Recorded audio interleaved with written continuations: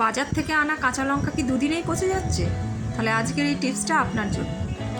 প্রথমে কাঁচা লঙ্কাগুলো খুব ভালো করে জল দিয়ে ধুয়ে নিয়ে জলটা খুব ভালো করে শুকিয়ে নিন। তারপর জলটা শুকিয়ে যাওয়ার পর প্রতিটি লঙ্কার বোটা ভালোভাবে ছাড়িয়ে ফেলবেন, কারণ বোটার থেকেই কিন্তু লঙ্কার পচন শুরু হয়। এরপর একটি এয়ারটাইট বক্সের নিচে একটি পেপার খুব ভালোভাবে বিছিয়ে দিন। এরপর তার ওপর সমস্ত লঙ্কাগুলো রেখে দিন। তারপর লঙ্কাগুলো রাখা হয়ে গেলে ঢাকনার মধ্যে আরেকটি পেপার দিয়ে ভালো করে ঢেকে দিন, কারণ পেপার বাড়তি আর্দ্রতা শুষে নেবে।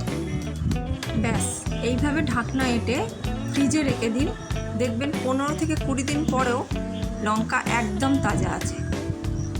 ভালো লাগলে লাইক করবেন এবং অবশ্যই চ্যানেলটিকে সাবস্ক্রাইব করে দেবেন।